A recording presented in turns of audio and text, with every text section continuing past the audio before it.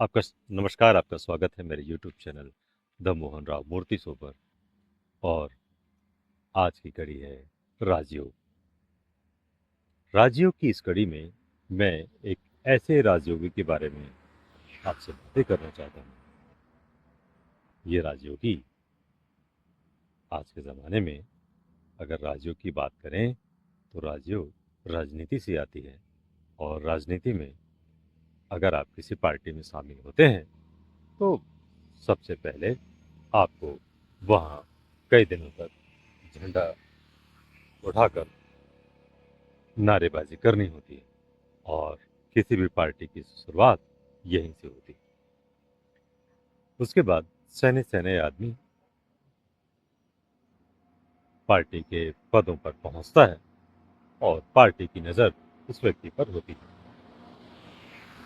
मैं जिस क्षेत्र में हूँ वहां पर राजयोग की परिभाषा तो ऐसी है कि यदि आपके पिता राजनीति में हों तभी आप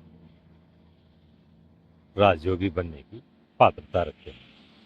लेकिन ये राजयोगी ऐसे राजयोगी है कि इन्होंने अपनी शुरुआत जनपद सदस्य से शुरुआत की और जनपद सदस्य के बाद इन्होंने धीरे धीरे राजनीति के कार्यक्रमों में अपना हिस्सा देते रहे।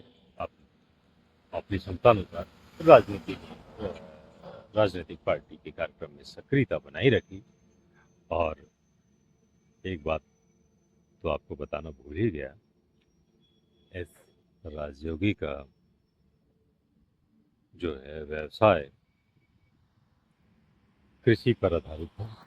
और ये गांव गांव बाजार बाजार मुर्गियों का व्यवसाय करते थे।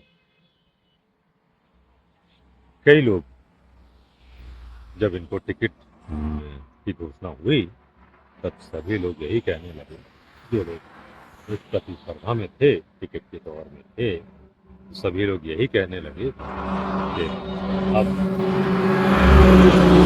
पार्टी में मुर्गा काटने वाले को जो है वो टिकट दे दी। अब पार्टी का होगा क्या? लगभग पिछले ही चुनाव की बात कह रहा हूँ, इसी चुनाव की बात कह रहा हूँ मैं। इस चुनाव में जब इसमें पार्टी ने प्रत्याशी घोषित किया, वो भी 4 महीने पहले, तो ये अकेले ही गाड़ी में घुमा करते थे इस शहर में।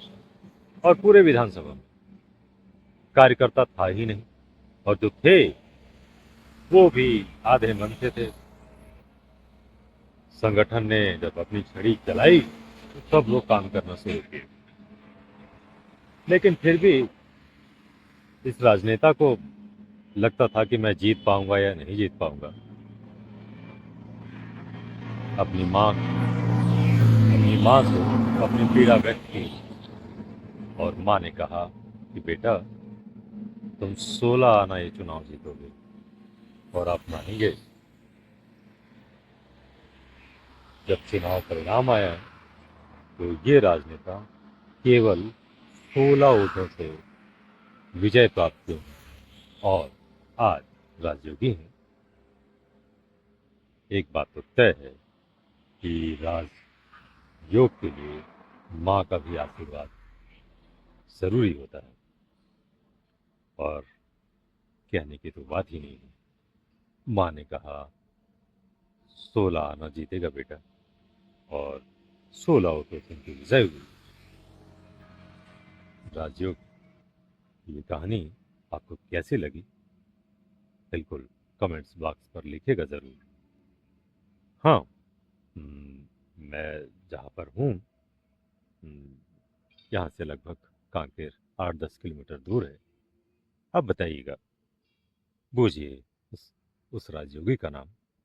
फिर से मैं आपसे एक बात कहना चाहूँगा कि आप किसी भी पार्टी के सदस्य हों, लगातार पार्टी से जुड़े रहें और सक्रियता बनाए रखें।